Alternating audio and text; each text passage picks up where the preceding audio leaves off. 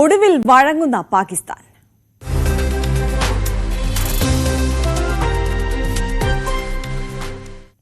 Operation സിന്ദൂറിൽ സൈന്യത്തിന്റെ കരുത്തറിഞ്ഞതിന് പിന്നാലെ ഇന്ത്യയുമായി ചർച്ചയ്ക്ക് തയ്യാറെന്ന് പാക് പ്രധാനമന്ത്രി ഷഹബാസ് ഷെരീഫ്. വെടിനിർത്തൽ കരാർ വന്നതിന് ശേഷവും ഇന്ത്യ ശക്തമായ നിലപാടുമായി മുന്നോട്ടു പോകുന്നതിനിടെയാണ് പാക് പ്രധാനമന്ത്രിയുടെ പ്രതികരണം. ഭീകരവാദത്തെ കുറിച്ച് മാത്രമേ പാകിസ്ഥാനുമായി ചർച്ചയുള്ളൂവെന്ന് വിദേശകാര്യമന്ത്രി എസ് ജയശങ്കർ വ്യക്തമാക്കി. ഇന്ത്യ പാക് DGMO ചർച്ച ഞായറാഴ്ച നടക്കുമെന്ന് പാക് വിദേശകാര്യമന്ത്രി ഇഷ്ഹാഖ് ധർ അറിയിച്ചു. അതിനിടെ പാകിസ്ഥാനെ പിന്തുണച്ച തുർക്കിക്കെതിരെ ഇന്ത്യ നിലപാട് ശക്തമാക്കുകയാണ്. രാഷ്ട്രപതി ഭവനിൽ നടക്കേണ്ടിയിരുന്ന ലെറ്റർ ഓഫ് ക്രെഡൻസ് മാറ്റിവെച്ചു. രാകേഷാണ് നാഷണൽ ഡെസ്കിൽ നിന്ന് കൂടുതൽ വിവരങ്ങളുമായി ചേരുന്നത്. Very good morning. ഒടുവിൽ മുട്ടുമടക്കി അതിനുമപ്പുറം താഴേണ്ട ഗതികേടിലേക്ക് പാകിസ്ഥാൻ എത്തിയിരിക്കുന്നു എന്നുള്ളതാണ്. ഈ സമാധാന ചർച്ച ആകാം, അതിന് തയ്യാറാണ്, ഇന്ത്യ കൂടി തയ്യാറാകണമെന്നുള്ള ആവശ്യം പാകിസ്ഥാന്റെ ഭാഗത്തു നിന്ന് ഉണ്ടാകുമ്പോൾ നമ്മൾ മനസ്സിലാക്കേണ്ടത്. പക്ഷേ ഭീകരവാദത്തെ അടിവേരോടെ ഇല്ലാതാക്കാൻ തുനിഞ്ഞിറങ്ങിയിരിക്കുകയാണ് ഇന്ത്യ. ഏത് തരത്തിലായിരിക്കും അപ്പോൾ പാകിസ്ഥാന്റെ ഈ സമാധാന ചർച്ച എന്ന ആവശ്യത്തോട് ഇന്ത്യ പ്രതികരിക്കുക? Good morning. ഏതായാലും പാക് പ്രധാനമന്ത്രി ഒരു വാർത്താ ഏജൻസിയോടാണ് പ്രതികരിച്ചിരിക്കുന്നത്. അതായത് ഇന്ത്യയുമായി ചർച്ചയ്ക്ക് തയ്യാറാണ്, സമാധാന ചർച്ചയ്ക്ക് തയ്യാറാണെന്നാണ് ഷഹബാസ് ഷെരീഫ് പറഞ്ഞിരിക്കുന്നത്. പ്രത്യേകിച്ച് ഇന്ത്യ വെടിനിർത്തൽ കരാർ നിലവിൽ വന്നതിന് ശേഷവും നേരത്തെ റദ്ദാക്കിയ നടപടികൾ, പ്രത്യേകിച്ച് സിന്ധു നദീജല കരാർ തുടങ്ങി പല വിഷയങ്ങളിലും ഇന്ത്യ ശക്തമായ നിലപാട് കൈക്കൊണ്ടിരുന്നു. അതൊന്നും തന്നെ മരവിപ്പിക്കാനോ അല്ലെങ്കിൽ വീണ്ടും പുനരാലോചിക്കാനോ ഇന്ത്യ തയ്യാറായിട്ടില്ല. ഈ ഘട്ടത്തിൽ വേണം പാക് പ്രധാനമന്ത്രിയുടെ പ്രതികരണം വായിച്ചെടുക്കാൻ. ഏതായാലും ഇന്ത്യയുടെ ഭാഗത്തുനിന്ന് അക്കാര്യത്തിൽ ഔദ്യോഗിക പ്രതികരണം ഇതുവരെ ഉണ്ടായിട്ടില്ല. പക്ഷേ ഇന്നലെയും വിദേശകാര്യമന്ത്രി പ്രതികരിച്ചിട്ടുണ്ട്. ഭീകരവാദവുമായി ബന്ധപ്പെട്ട് മാത്രമാണ് പാകിസ്ഥാനുമായി ഇന്ത്യ ചർച്ചയ്ക്ക് തയ്യാറുള്ളത്. പ്രത്യേകിച്ച് സിന്ധു നദീജല കരാറടക്കമുള്ള വിഷയങ്ങളിൽ ഇന്ത്യ ഇപ്പോൾ സ്വീകരിച്ചിരിക്കുന്ന നിലപാടുമായി മുന്നോട്ട് പോകുമെന്ന് വിദേശകാര്യമന്ത്രി വ്യക്തമാക്കുകയും ചെയ്തിരുന്നു. അതായത് പാകിസ്ഥാനാണ് ഭീകരവാദത്തിന് പ്രോത്സാഹനം നൽകുന്നത്. ഇതിനോടകം തന്നെ ഭീകരരുടെ പട്ടിക, ഇന്ത്യക്ക് കൈമാറേണ്ട പട്ടിക പാകിസ്ഥാന്റെ കൈവശമുണ്ട് തുടങ്ങിയ കാര്യങ്ങളും വിദേശകാര്യമന്ത്രി പറഞ്ഞിരുന്നു. ഏതായാലും ഇന്ത്യ ഈ ഘട്ടത്തിൽ നിലപാട് മാറ്റാനുള്ള സാധ്യതയില്ല. ഏതായാലും ഭീകരവാദം അവസാനിപ്പിക്കാൻ പാകിസ്ഥാൻ തയ്യാറാകണം. അതാണ് ആദ്യം മുതൽ ഇന്ത്യ സ്വീകരിക്കുന്ന നിലപാട്. പ്രത്യേകിച്ച് പ്രധാനമന്ത്രി നരേന്ദ്രമോദിയും കഴിഞ്ഞ ദിവസം, അതായത് രാജ്യത്തോടുള്ള അഭിസംബോധനയിൽ 2 വിഷയങ്ങളിൽ മാത്രമായിരിക്കും ചർച്ചയെന്ന് വ്യക്തമാക്കിയതാണ്. ഒന്ന് പാക് അധിനിവേശ കശ്മീരിന്റെ കാര്യത്തിലാണ്, മറ്റൊന്ന് ഭീകരവാദത്തെക്കുറിച്ചാണ്. അപ്പോൾ ഈ ഒരു സാഹചര്യത്തിൽ സമാന നിലപാട് തന്നെയായിരിക്കും ഇന്ത്യയുടെ ഭാഗത്തുനിന്നുണ്ടാവുക. ഏതായാലും പാകിസ്ഥാൻ ഈ ഘട്ടത്തിൽ ഒരു ചർച്ചയ്ക്ക് തയ്യാറാണെന്ന് പറഞ്ഞ് രംഗത്ത് വരുന്നതിൽ നേരത്തെ സൂചിപ്പിച്ച കാര്യങ്ങളാണ്. കാരണം ഇന്ത്യ കടുത്ത നിലപാട് സ്വീകരിക്കുന്നു. പ്രത്യേകിച്ച് സിന്ധു നദീജല കരാറിലടക്കം തന്നെ ഇന്ത്യ ശക്തമായ നിലപാട് സ്വീകരിക്കുന്നത് പാകിസ്ഥാനെ വലിയ രീതിയിൽ പ്രതിരോധത്തിലാക്കുന്നുണ്ട്, സമ്മർദ്ദത്തിലാക്കുന്നുണ്ട്.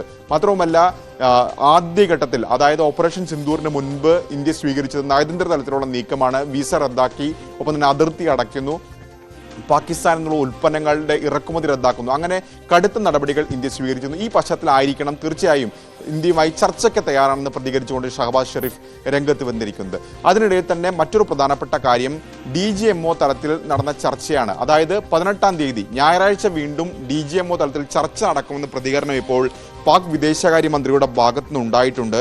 പക്ഷേ ഇന്ത്യ ഇക്കാര്യം ഔദ്യോഗികമായി സ്ഥിരീകരിച്ചിട്ടില്ല. ഏതായാലും ഇന്നലെ DGMO തലത്തിൽ ചർച്ച നടന്നിരുന്നു. ആ ചർച്ചയിൽ അതിർത്തിയിലെ പ്രശ്നങ്ങൾ ഒഴിവാക്കി, അതായത് അതിർത്തിയിൽ ആത്മവിശ്വാസം വർദ്ധിപ്പിക്കണം, നടപടികൾ തുടരാൻ 2 DGMOമാരും നടത്തിയ ചർച്ചയിൽ ധാരണയായിരുന്നു. പക്ഷേ 18-ാം തീയതി ചർച്ച നടക്കുമെന്ന് ഇതുവരെ ഇന്ത്യ ഔദ്യോഗികമായി സ്ഥിരീകരിച്ചില്ല. പക്ഷേ പാകിസ്ഥാൻ അത്തരമൊരു ചർച്ച ഉണ്ടാകുമെന്ന് ഈ ഘട്ടത്തിൽ അറിയിച്ചിട്ടുണ്ട്. അങ്ങനെയെങ്കിൽ അത് 4ാമത്തെ ചർച്ചയാണ്. കാരണം 10-ാം തീയതി നടന്ന ചർച്ചയിലാണ് വെടിനിർത്തൽ കരാർ നിലവിൽ വന്നത്. അതിനുശേഷം 12-ാം തീയതിയും ഇന്നലെയും ചർച്ച നടന്നു.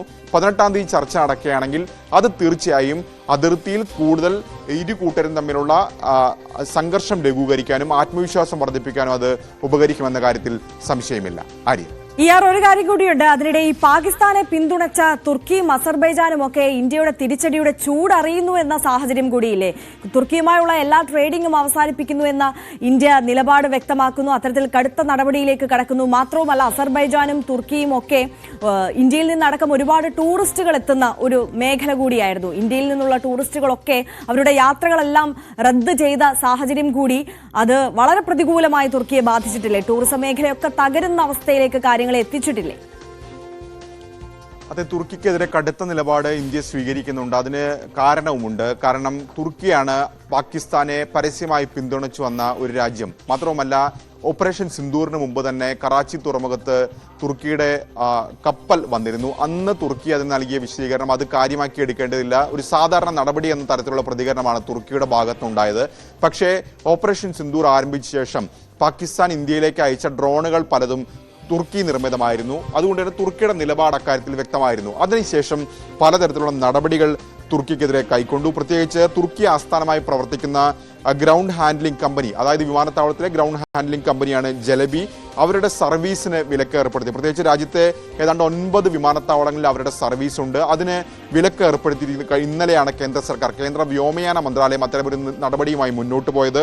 ഇപ്പോൾ ഏറ്റവും ഒടുവിലായി ഉണ്ടായിരിക്കുന്നത് രാഷ്ട്രപതി ഭവന്റെ ഭാഗത്തു നിന്നാണ്. സാധാരണഗതിയിൽ അംബാസഡർമാർ ഉൾപ്പെടെയുള്ളവർ ഇന്ത്യയിൽ അതിൻ്റെ ഔദ്യോഗിക രേഖ എന്ന് പറയുന്നത് ഇത്തരത്തിൽ രാഷ്ട്രപതി ഭവന്റെ അനുമതി ആവശ്യമാണ്. അതായത് അംബാസഡറോ ഹൈക്കമ്മീഷണറോ ആയി നയതന്ത്ര ഉദ്യോഗസ്ഥനെ നിയമിക്കണമെങ്കിൽ അതിന് ഔപചാരിക രേഖയാണ് ലെറ്റർ ഓഫ് ക്രെഡൻസ്. അത്തരത്തിൽ ഇന്നലെയാണ് ആ ചടങ്ങ് രാഷ്ട്രപതി ഭവനിൽ നടക്കേണ്ടിയിരുന്നത്. പക്ഷേ ആ ചടങ്ങ് ഇപ്പോൾ ഔദ്യോഗികമായി മാറ്റിവെച്ചിരിക്കുകയാണ്. മാറ്റിവെച്ചെന്ന അറിയിപ്പാണ് ഇപ്പോൾ രാഷ്ട്രപതി ഭവന്റെ ഭാഗത്ത് നിന്ന് അറിയിച്ചിരിക്കുന്നത്. അത് എന്നാണ് ഇനി ചടങ്ങ് നടക്കുക എന്ന് അറിയിച്ചിട്ടില്ല. അങ്ങനെയെങ്കിൽ അനന്തമായി നീട്ടിവെച്ചിരിക്കണം. അങ്ങനെ തുർക്കിയുമായി ഉള്ള എല്ലാ തരത്തിലുള്ള ബന്ധങ്ങളും അല്ലെങ്കിൽ തുർക്കിക്കെതിരെ കടുത്ത നിലപാട് ഇന്ത്യ ഈ ഘട്ടത്തിൽ സ്വീകരിക്കുകയാണ്. അതിനർത്ഥം പാകിസ്ഥാനെതിരെ മാത്രമല്ല, പാകിസ്ഥാനെ സഹായിച്ച രാജ്യങ്ങൾക്കെതിരെയും ശക്തമായ നടപടി സ്വീകരിക്കുകയാണ്. പ്രത്യേകിച്ച് തുർക്കിയിലേക്കൊക്കെ തന്നെ വിനോദസഞ്ചാരികൾ ഏറെ പോകുന്ന രാജ്യമാണ് തുർക്കി. പക്ഷേ അവിടേക്കുള്ള ബുക്കിങ്ങിനടക്കം വലിയ കുറവ് കഴിഞ്ഞ ദിവസം രേഖപ്പെടുത്തിയെന്ന വാർത്തകളുണ്ടായിരുന്നു. മേക്ക് മൈ ട്രിപ്പൊക്കെ തന്നെ അക്കാര്യം വ്യക്തമാക്കുകയും ചെയ്തിരുന്നതാണ്.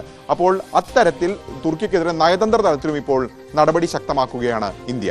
ആര്യ, തീർച്ചയായും രാകേഷാണ് വിവരങ്ങൾ നൽകിയത്. എന്തായാലും രാകേഷ് സൂചിപ്പിച്ചതുപോലെ തന്നെ പാകിസ്ഥാൻ മാത്രമല്ല, ഇന്ത്യയുടെ തിരിച്ചടിയുടെ ചൂടറിയുകയാണ് തുർക്കിയും അസർബൈജാനും.